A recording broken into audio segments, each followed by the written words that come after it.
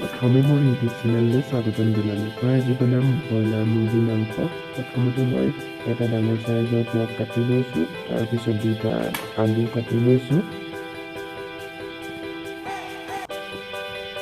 নহৰু আৰু আদাৰ পেষ্ট বনাই লৈছোঁ, এটা বিলাহী কাটি লৈছোঁ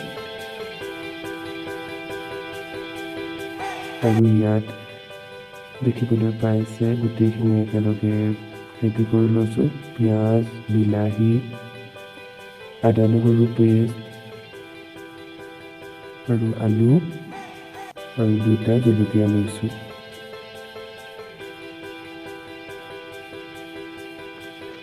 আৰু এইখিনি মাংস আমি ব্ৰইলাৰ মুৰ্গী মাংসখিনি মেৰিনেট কৰি থোৱা আছে। এতিয়া আমি গেছটোত কেৰাহীখন পাতি লৈছোঁ, তাৰপিছত তাত দিম তেল,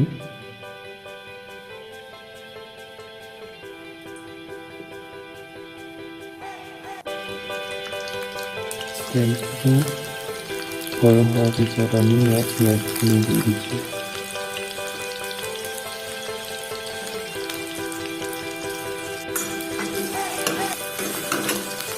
মাছখিনি এনেকৈ হোৱালৈকে ভাজি থাকিব লাগিব।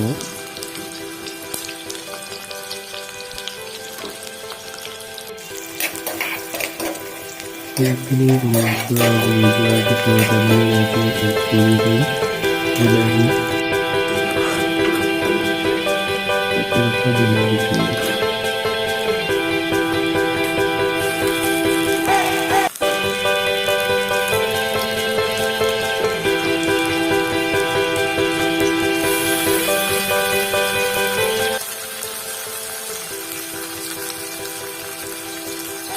বিলাহী দিয়াৰ পিছত আমি তাত দি দিছোঁ দুটা জলকীয়া,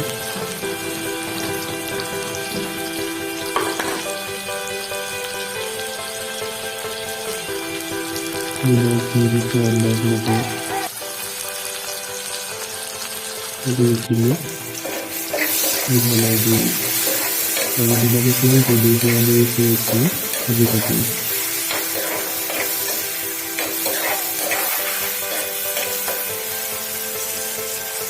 বিলাহীখিনি গলি যোৱাৰ পিছত আমি কিছু হালধি, যিখিনিতে হালধি দি দিছোঁ,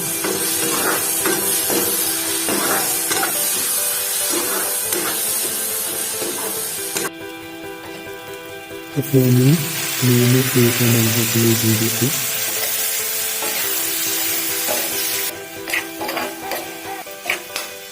আমি ঢাকনা লগাই অলপ সময় সিজিবৰ কাৰণে ৰাখি দিছোঁ। তাৰপিছত মাজে মাজে ৫-১০ মিনিটৰ মূৰে মূৰে আমি চাইড চেক কৰি থাকিম মাংসখিনি সিজিছে নাই। তাৰপিছত তাত দি দিলোঁ আদা নহৰু পেষ্টখিনি। এতিয়া আমি মাংসখিনি এনেদৰে কিছু সময়ৰ কাৰণে এনেদৰে লৰাই থাকিম আৰু মাৰি সিজিবলৈ দিম।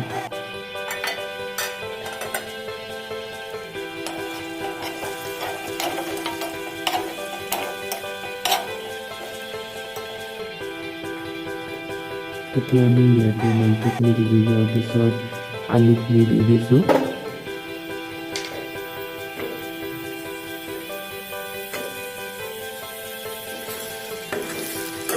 আৰু আলুখিনি দিয়াৰ পিছত কিছু সময় এনেদৰে ভাজি ল'ম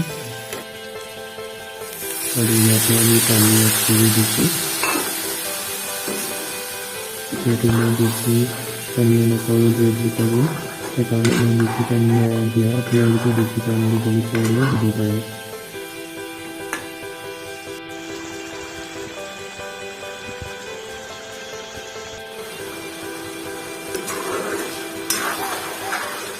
কিছু সময় ৰিটাৰ্ণ হোৱাৰ পিছত এয়া দেখিছে মাংসখিনি হৈ গৈছে।